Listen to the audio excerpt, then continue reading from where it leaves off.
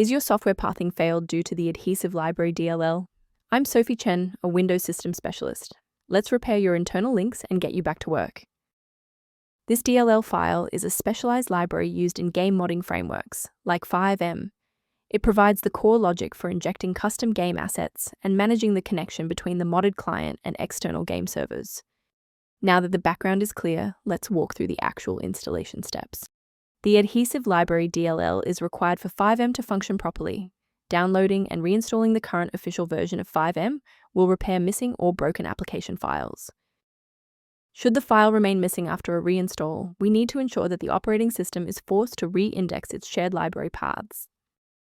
A full system restart ensures that no background processes are currently locking the Adhesive Library file. A fresh boot allows Windows to reinitialize its library map from a clean state. Take a second to bookmark this page or hit the like button before restarting. That way, you can easily resume this guide once your system has finished rebooting. For a clean and stable recovery, it's important to stay within verified developer ecosystems.